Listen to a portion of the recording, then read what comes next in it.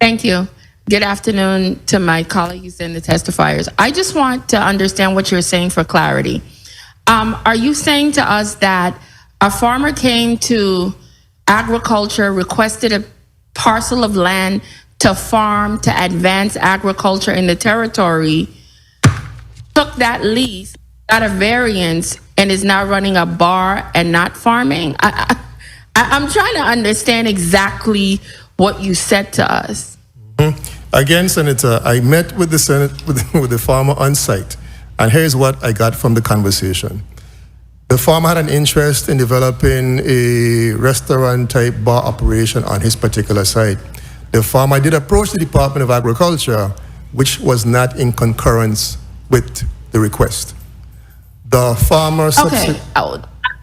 Sir, listen, we don't have much time. I just want for you to just directly. Is the farmer farming on that land now, or did he use the parcel that was afforded to him to advance agriculture in the territory, and he put a bar and restaurant on it? That is what I need the answer to. That's exactly what I said, but I did not indicate any concurrence with the Department of Agriculture. The senator got concurrence elsewhere. The farmer got concurrence elsewhere. So is he farming on it at all? Yes, he is. Yes, he is. Yes, he is. Okay. Thank you. I'll ask questions later. Thank you. Good afternoon to my colleagues. Good afternoon to the testifiers. Good afternoon to the people of the territory and staff. Before I dive into my questions, Commissioner Peterson, I just want some clarity quickly. You touched a little bit on the phone situation. Could you just clear that up for me so I could better understand what the issue is? Basically, Senator, some extensions do not work, and we have engaged via. Their response is has a lot to do with BIT. BIT has a lot to do with, says that the issue have to do with via.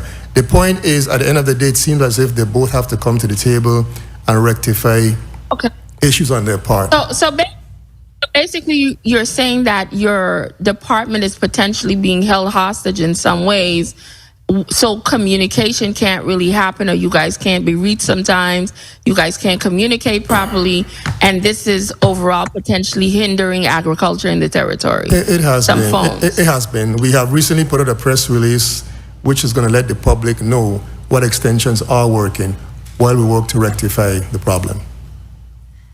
The second thing I want to touch on, Commissioner, we had property and procurement here, and previously we had a conversation that I had questioned about the leases. You guys shared that about 50 of the leases have expired. One of the questions I asked was a concern for us to move forward with agriculture. We did hear that some of the farmers were concerned because if they don't have actual leases in hand, they can't go to banks for assistance or loans. They can't receive grants, but you guys provide them with something like a letter to occupy the land, etc. When I asked property and procurement about that, they said part of the issue had to do with lack of employees on their part in trying to get leases processed. They said that last year they only got 4 leases from you guys to be processed. And it depends on the scope of work, because if you're processing and having to produce a lease that's only $200 versus one that's $50,000, let's say, they put it based on priority, and apparently some of these leases that deals with agriculture are to the bottom of the list. How accurate is that from your perspective, and what solution do you believe can be done? Because based on property and procurement thought process, they were saying they were willing to transfer all the lease processing and set up directly to the Department of Agriculture so you guys could focus on that. Tell me your thoughts. Senator, I would not be opposed to the lease process being transferred to us to work independently, provided that we have the staffing to do just that. That's what I would like to see happen. With regard to us currently working with the Department of Property and Procurement, that is working well. I have not found any cases where there's been a slowdown or hindrance in our processing, really. The only issue has been whether or not the lease comes along with the insurance coverage liability that's required. That's the only limitation we've ever 30 had. seconds. Once that is provided, the Department of Primary Procurement works with us very efficiently in getting those documents through the process. So currently, you shared that 50 leases have expired. They shared only 4 sets of documentation came in last year. How often or how fast are you providing them with information to make sure that these leases are renewed? I'm aware of the 4 documents that you're referencing, and the reason why they were able to move forward while others stayed behind is because those particular applicants had other insurance coverages along with that particular business. So they may have had 2 businesses, and that coverage that they had sufficed for us and for the Department of Primary Procurement. That's the reason why those 4 applications move forward. I heard time, but could I ask another question? Yes, please proceed. I appreciate it, Mr. Chair. I wanted to get a little bit more information in regards to utilizing agriculture property and then getting variances to do additional businesses. I am familiar with the farm to table concept. Do you guys do a check? Because I don't want it to be a situation where someone says that I have a crop of oranges and they were given an acre of land by the agriculture department and they're utilizing, let's say, 10% of it to grow oranges, whatever percentage. And then they utilize that to say they want to go and build a restaurant or a juice bar, whatever they want to do. Do you guys monitor to see the amount of crop that's being produced versus them separating and creating a whole nother business? And do you feel that this benefits the territory as a whole? Because one of the reasons why we offer these leases at such a minimal amount is because we're expecting the territory or that entire community to get some benefit out of the food product that's produced. But if they're limiting themselves just to supply their restaurant, it now looks as if though this is a one-man show and you're basically producing product to run your business for your individual profit.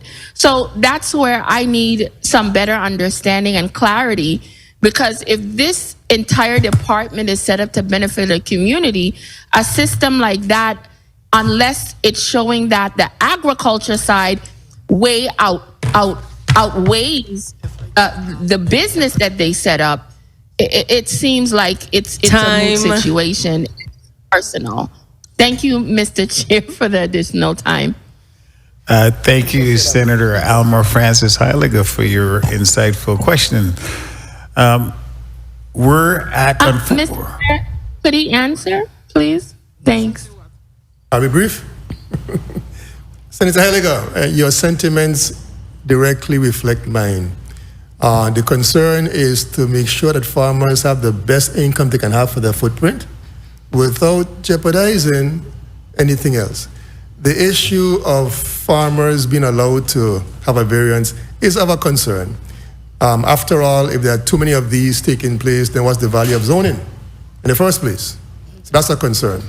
The second part of my response is that what I said earlier is that we need to put in place rules and regulations and criteria for you to qualify even for this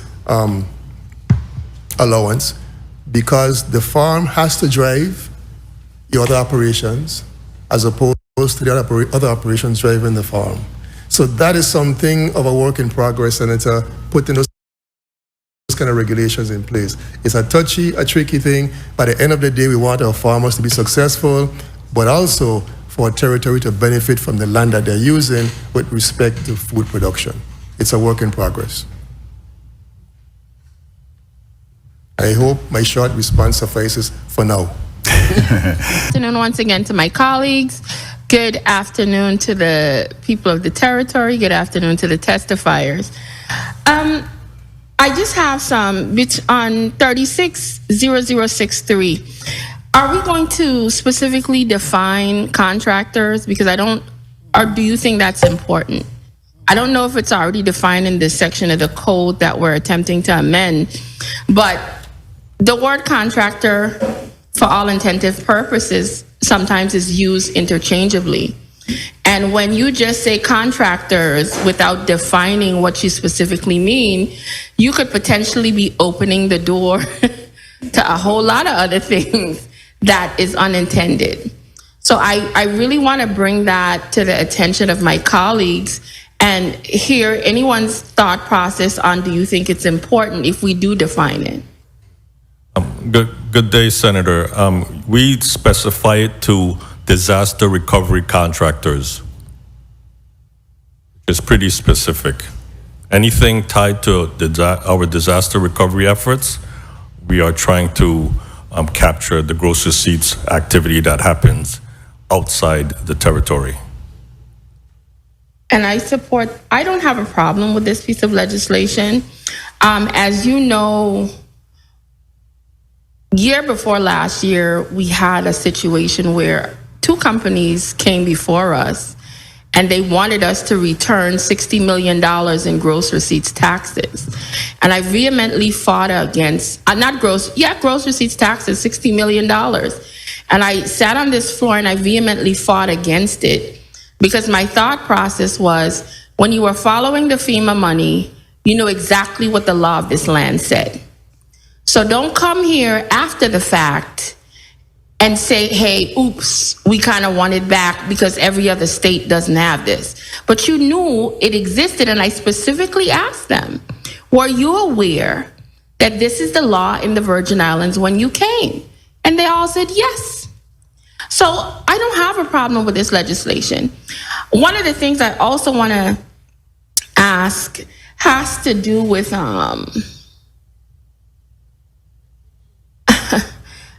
I need to fully get a little bit more understanding, because when I was reading through this document, it said by inserting the words disaster recovery projects after the word projects, by inserting words all before the word undertaking, and inserting the words being done by the Virgin Islands, regardless of contractor's physical location.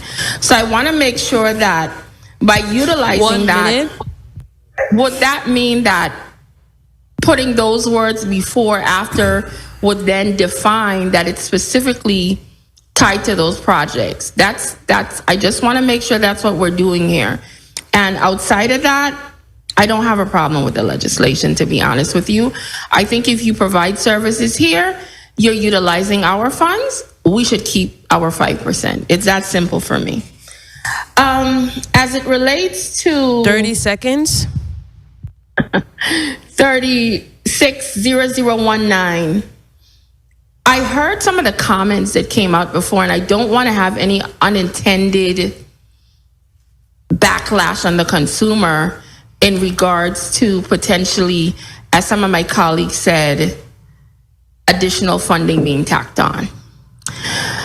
You know, I almost liken this to the gross receipts, where the consumer knows that this 5% is actually built in to the cost. So at the end of the day, if merchants choose to build it in, the consumers really wouldn't know, in all honesty, because they're going to do their markup. But then the unintended effect of that,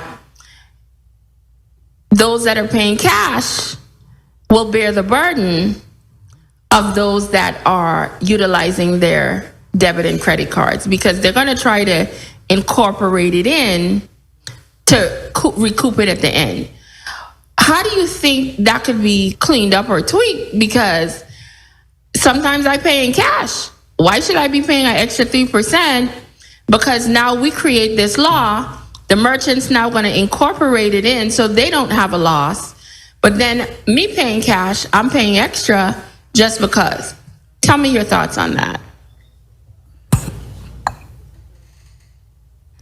Time. You can go ahead. Sorry, Assistant Commissioner Graham, Department of Licensing and Consumer Affairs. As I read this, as we read this piece of legislation, we saw that the ability to offer a discount for payment by methods other than credit card, I believe that that would be the leveling of that concern. What if they don't? I mean, let's be real. If I'm a merchant and I have an opportunity to get an extra 3%, will I really offer you a discount? I mean, would I really do that? So I just don't want us to, in order to protect one section of payment, without technically increasing another section of payment. That's where my concern lies right now. Mr. Chair, would I be permitted to respond? Or Yes, please. so I'll just be realistic, right? So that we have met a number of individuals who have, or businesses who currently very visibly offer such discounts, right? And so I'm not going to call any particular names, but, and that is currently against the law. So they can't offer a discount specifically for a particular form of payment. What I believe this piece of legislation would do is it gives merchants the ability to do that without violating the law. Okay, I understand. My time is up, and I know we're crunching for time. Yes. But I understand what you're saying. It's not going to be illegal for them, but it's still going to be an additional burden on the consumer who's paying cash, because more than likely for them to recoup this additional percentage, they're going to include the increase flat rate basically on their products. That's it. I'm not going to have any conversation most of the time over, let me give you a discount because you're giving me cash versus a card. If I could just get cash and card and collect the 3% both ways. That is my concern. Is there a response by any one of the testify? Senator Heiliger, Thank you. thank you so much. Appreciate your thoughtful questioning. Senator